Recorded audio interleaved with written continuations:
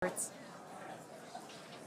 back to today's flight test, one of our objectives is to return the booster to the launch site where it will be caught by the tower as we did on flight test 5. So let's head back to Dan and Kate for a catch primer. Thanks, Jesse. We are now T-minus 8 minutes and 40 seconds until liftoff. Flight controllers on console there in the building just behind Dan and I. You can actually see the rocket in the distance at the pad 6 miles away. Our excitement is growing. I already am not sure if I'm going to be able to remain coherent after witnessing this, so looking forward to it. You'll be all right. You'll be all right. Just a quick status check. The ship fully loaded in its main tanks on LOX and fuel. We're going to load the header tanks, and booster is going to be closing out real soon as well. Let's talk about that second catch attempt, though. So we're going to use the tower's 2 gigantic robotic arms, call them the chopsticks, same thing we used to stack Starship onto Super Heavy for all the integration ahead of a flight, and that's what we used to catch by moving stuff like landing legs from the booster to the ground side. It's a lighter booster, means you can carry more into space. Now, in a nominal operational scenario following liftoff and after the 2 stages separate in flight, Super Heavy will return to the launch site, reignite its engines to slow the vehicle down, and the tower's arms will catch the rocket booster. And just to get to this point, just like before, thousands of distinct vehicle pad criteria have to be met prior to that return and catch. We need healthy systems on the booster, healthy systems on the tower, and a manual command from our mission flight director for the day. If we don't send that command before the boost back burn ends, or if any of those automated checks kick us out, that's what happened on Flight 6, the Super Heavy booster will divert to an offshore trajectory, and it'll go out and do a landing burn in a soft splashdown in the Gulf of Mexico.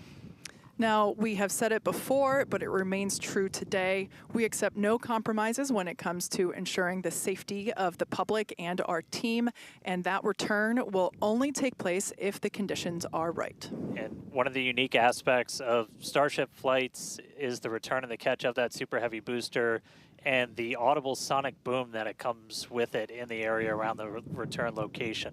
General impact to anyone in the area is just a brief thunder-like noise, but it definitely lets you know it's coming. Oh yeah, it's something our neighbors in Cape Canaveral, Florida and Vandenberg, California have become accustomed to over the years, and now we're bringing the boom to Boca. So here's a peek of what to expect.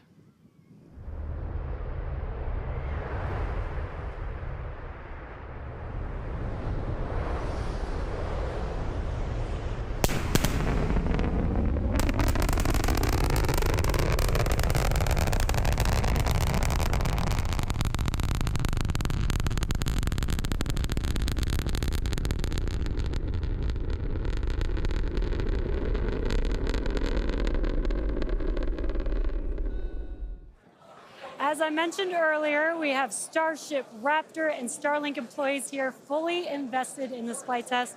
And of course, many other SpaceX employees also here across our site supporting their teammates. Every flight test has been pretty unique, and we're all very excited for another round of firsts, but I'm pretty sure the crowd is looking forward to potentially watching those chopsticks catch another booster. So let's see how excited they are today.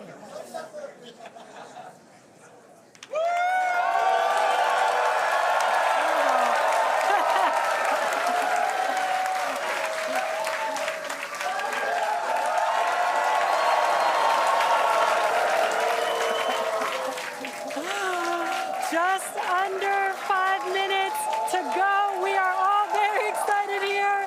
We're going to send it back to you at Starbase for the final minutes of the countdown. Kate and Dan. All right, thank you, Jesse. So if you just tuned in under 5 minutes ago, you picked the right time to do it. Just a quick status check. So we're almost fully loaded on the booster. We'll be fully loaded on the ship, fully loaded on the booster coming up soon. Our range team just reported that we're looking go in the range. That's super important. Great Our news. security guys, Mike, Kyle, Nick, the whole team out there in the elements, making sure everything's clear, doing a fantastic job. And we are coming up on 4 minutes and looking good for launch. Yeah, certainly exciting. Now, we do have an opportunity to hold at T-minus 40 seconds if necessary. This is a chance for us to perform additional checks if necessary. If we, need to repressurize some tanks, or if there's a wayward vessel in the range last minute, opportunity to clear it out. But everything currently looking good. Now, once we pass T-minus 40 seconds, a number of events will occur in rapid succession. The ground spin and ignition systems come up to flight pressure. The ship will go to internal power. After that, the quick disconnect, or QD, arm lockout is removed in preparation for retraction, which will happen shortly after T0. And yeah, once we pass T-minus 40 seconds, we do have the ability to recycle the count under certain conditions back to that T-minus 40 second mark and hold there to assess what happened and assess opportunity to proceed again to T0. Yep, we've used that T-minus 40 hold a couple of times. Boat's usually one of the items, but we aren't tracking anything right now that would cause us to hold there. We can hold there for several minutes. Main thing you're watching at is you kind of set a clock because your temperatures will change and the fuel in the locks, everything pretty quickly. So you've got a couple of minutes that you can hang out and figure things out. There are items that if we pass them, we're scrubbed for the day. One of the main ones is that flame deflector at the bottom of the launch mount. Water begins flowing for that at the T-minus 10 second mark. If we scrub at any point after that, we'll be done for the day. And then teams will need to refill the deflector as well as all of our prop that we use to load on board the vehicle. It's pretty much just under 11 million pounds of prop sitting on that thing right now. And we can actually recycle in about 24 hours now. Which is incredible given the sheer volume of propellant that is on board the vehicle there on your screen. All right, coming up on the 2-minute mark. Again, a lot of ambitious things on the plate for Starship today. T-minus 2 minutes. New ship, new year, a lot of upgrades, doing a lot of ambitious things in space this time. Our first payload deploy, relighting a Raptor engine. We're looking good. So as we mentioned before, we have an opportunity to hold at T-minus 40 seconds, not tracking any issues at the moment that would be necessary right now. So fingers crossed we can pass through that checkpoint without stopping. But the folks on console are continuing to evaluate the launch commit criteria, making sure that the winds are within limits as well as any other weather restrictions. But man, compared to yesterday, this is a textbook gorgeous day. Oh yeah, little breezy today, but we got clear blue skies for a launch today. So at this point, all the prop has been loaded on the vehicle. We've closed everything out. We're doing our final thrust vector control, our steering for the engine checkouts. Once we hit the 30-second mark, we'll hear the flight director give the final go for launch. So we're under a minute. As we said, we're not expecting a hold at T-minus 40. But do not be shocked if that happens. It has happened in the past, and we can hang out there for a couple of minutes if we need to. If memory serves me right, we hold my breath for 4 seconds. Pass through prop load gate. All right, we passed right through that prop load gate. Hot diggity dog. All right, so we're going to let our flight director, Ty Huntington, take it away. Go for launch.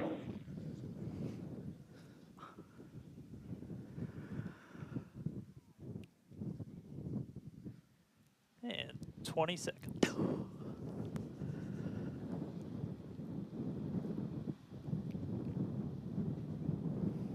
T-minus 10, 9, 8, 7, 6, 5, 4, 3, 2, 1.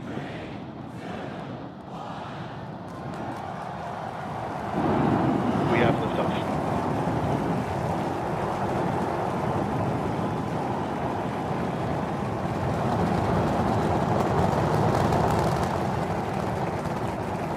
Vehicles pitching downrange.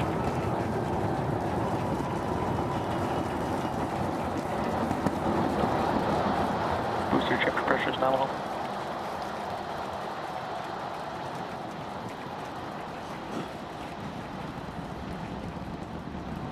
All right, we're more than 30 seconds into flight. Telemetry showing 33 out of 33 engines as it's pitching downrange.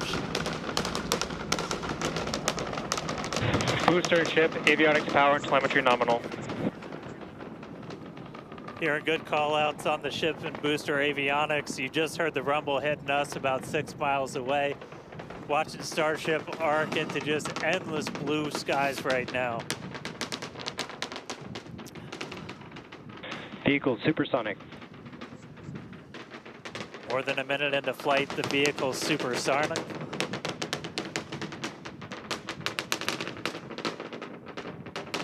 Max Q. So we just passed through max Q. That's the greatest stress the vehicle's going to experience on the way uphill. Reminder that all of our teams down here on the ground are now looking at systems on the tower. They just did a manual check through. That's going to inform that manual flight director's decision. Next moment coming up, though, is going to be hot staging. Don't take your eyes off it. It's one heck of a light show. What a gorgeous ascent. 6 ship engines getting ready to ignite. That's going to happen while we're still attached.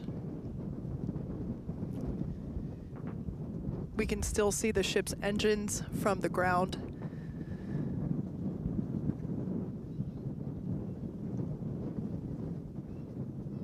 Got a little under 30 seconds away from that. We are hearing good call outs on the tower preparedness from the manual checks. Reminder though, we've still got automated checkouts on the booster and the ship itself. But as of right now, our manual checks and our manual commanding is looking go for a catch. Booster engine cut off. That is incredible news. We just heard the call out for booster engine Miko. cut off. Engine startup. Most engines cut off, down to those Stage middle separation. 3. Cruise backburn startup.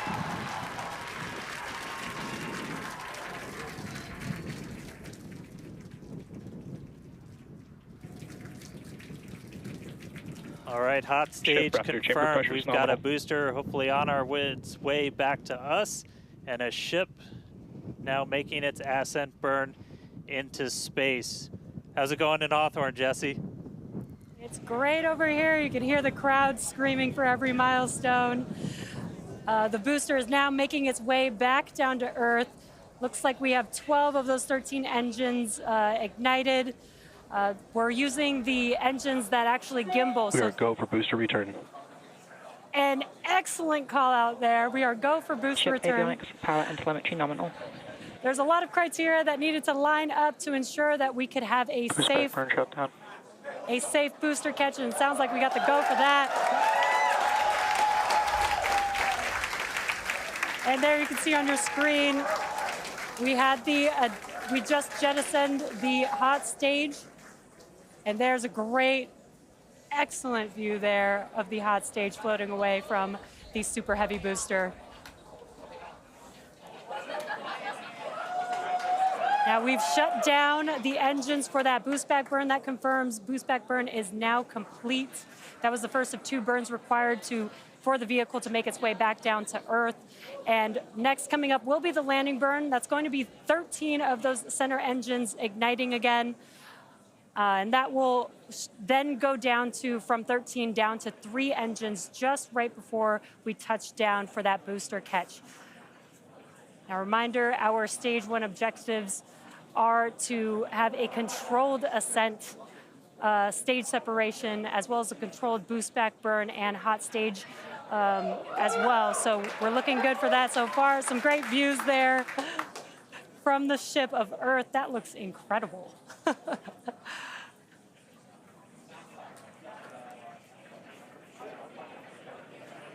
Now, Starship's ship is still firing its engines right now. Starship trajectory nominal. And great call outs. Starship trajectory is nominal. You can follow along the telemetry, the altitude in the bottom left-hand corner for the super heavy booster, as well as the bottom right-hand corner for the ship. And these views are just amazing.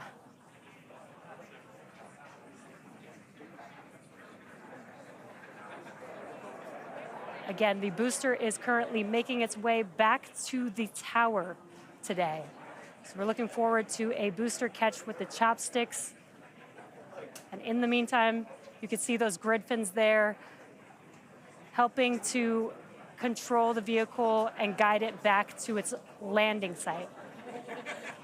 Booster FTS is saved. Now with that, we're going to hand it back. How's it going over there, Dan and Kate? How are you doing, Kate? Seeing that in person? You know, Dan had to take that entire segment because I couldn't talk. That was incredible. There it is. We can see the booster coming back in now through the plume. At least it looks that way to us. It's incredible that it basically returns. It looks like a speeding, just like Ship this chamber pressure silver nominal. flare coming back to the.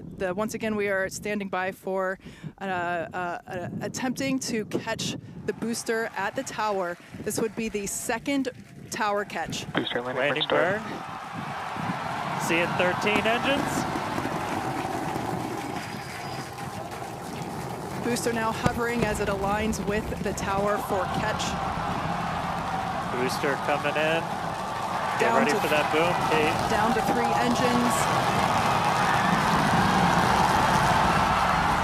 Booster landing, burn shutdown. Megazilla has caught the booster.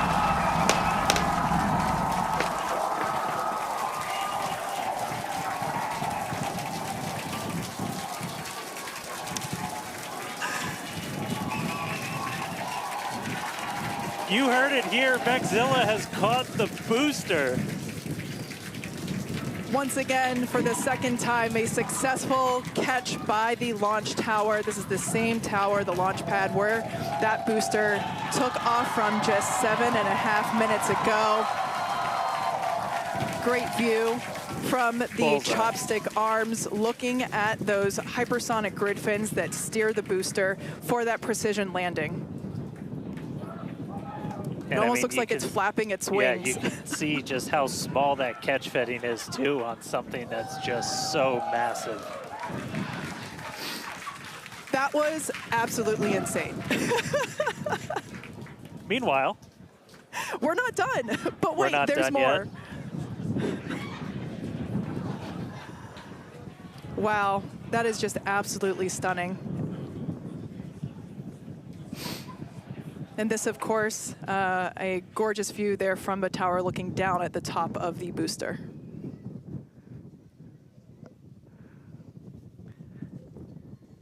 all right, and we are tracking.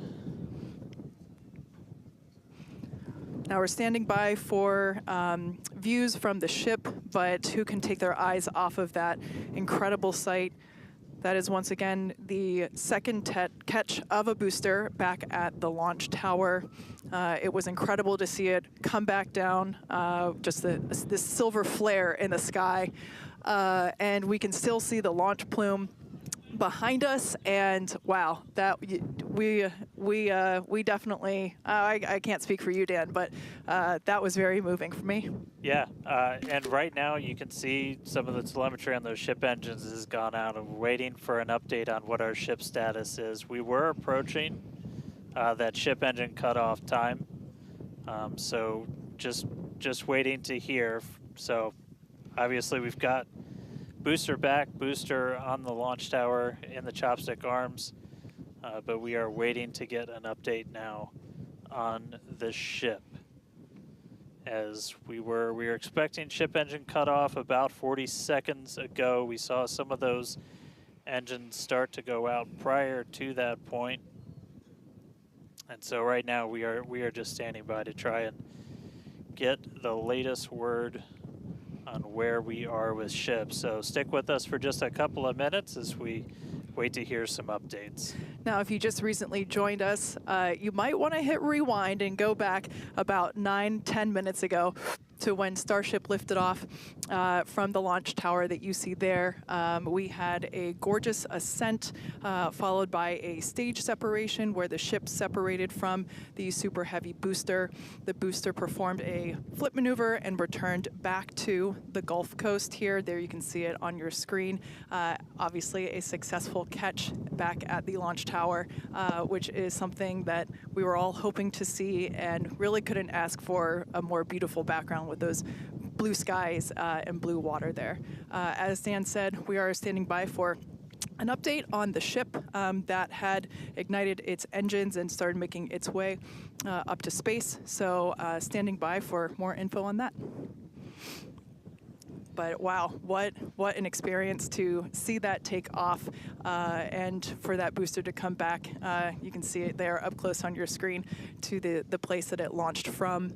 Once again, there were thousands of catch commit criteria, which is basically just all the things that we have to assess and evaluate and basically make sure that they are make sure that everything is clear and acceptable conditions, both on the vehicle side as well as the tower side, in order to enable that catch. So obviously from the last two flights that we have done, where Flight 6 we attempted but had to divert into the ocean, and then on Flight 5 we did have the first ever successful catch of the booster. We used the learnings of those two flights to hone in that catch commit criteria, and we saw success today, which is pretty awesome. Yeah. And just a quick status check. So we currently do not have comms with the ship. So trying to figure out exactly when that happened and exactly what happened. So obviously the flight controllers right now going through their data, looking to make sure it's not anything instrumentation on the ship, but actually try and get us a status. So again, we're gonna keep listening in on this. We'll give you an update as soon as we have a little bit more. So for now, stage 1 back in the tower, waiting to find out a little bit more about stage 2.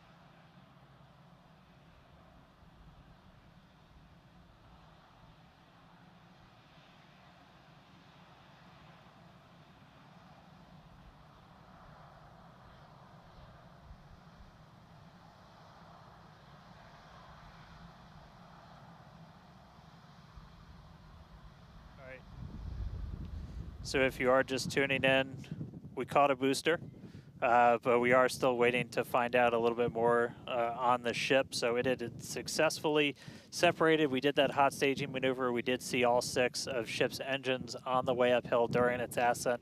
But as we were getting to the end of that ascent burn, we saw engines dropping out on telemetry, and we have since lost contact with the ship. So again, we're still listening in on the loops, trying to figure out how much we can get right now. But again, stick with us. We'll bring you updates as soon as we hear them. Really exciting. We were able to catch the booster today. Obviously, we want to get the ship all the way over to the Indian Ocean. May not be able to do that at this point, but we'll give you some updates as soon as we hear a little bit more about the ship. For those that didn't catch earlier, this was a new version of the ship. This was its debut flight. So a lot of learnings here for sure as we continue to tune in and listen in with the teams and try to gather more information to understand where we stand with the ship. But as Dan mentioned before, teams are trying to make sure that it's not an instrumentation error. We want to find out if it's, did we just lose communication, or did something else happen with the ship? So teams are actively working, trying to figure out what we can find out, and we're continuing to listen in and find out more information to share as we can. But as we said before, and you can see it there on your screen, what a beautiful, beautiful sight to see another booster back at the launch tower. That was successfully caught just minutes ago after sending the ship off into space, and having seen it for the first time with my own eyeballs in person, it was pretty awesome. And yeah, the thunder-like sonic boom was really fun to experience. Yeah. So we are getting a little bit more. So we did lose all communications with the ship. So I mean, that is essentially telling us that we had an anomaly with that upper stage. So we were just coming up to the end of that ascent burn for the ship. when we stopped until, or when we started to lose a couple of the engines, we saw those dropping out, and then we did lose telemetry from the ship, so that means we didn't have contact with it. So at this point, we are assuming that the ship has been lost. So this was a brand new vehicle, essentially. This was kind of an upgrade version. So with that, there's a lot of things you're upgrading, but there's a lot of things you're going to learn as all of those systems are now interacting with each other for the first time. But at this point, we did lose the upper stage of the ship. So again, we're gonna listen in and try and figure out a little bit more about what happened. And obviously, we'll do kind of a full breakdown once we get smarter ourselves in the coming hours and days as well. For sure. Now, for those that have recently tuned in, we're now a little over T plus 16 and a half minutes after liftoff. We do believe that we have lost the ship during its ascent phase. It's successfully separated from the Super Heavy booster, but during that ascent phase, a couple of the engines dropped out, and then shortly thereafter, we lost communication with the vehicle. So we are assuming that we have lost the ship, but we are standing by to confirm that. And once we can, we will. But this was a new version of the ship, of Starship, and it was intentionally designed and flown in order to basically test the envelope, as we have done with every one of these test flights, the keyword there being test, and really trying to understand the boundaries and the maximums for the ability of this vehicle to fly and understand where those boundaries are. So we always knew that excitement is guaranteed today, success not guaranteed. And so yeah, we are standing by to see if we can learn more about the status of the ship.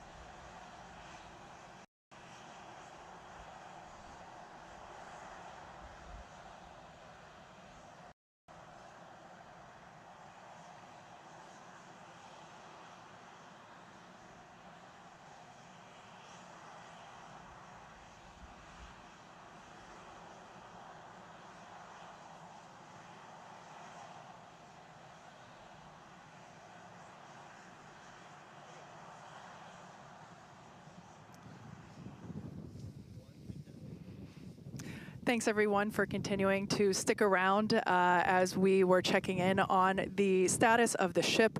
At this point in time, we can confirm that we did lose the ship.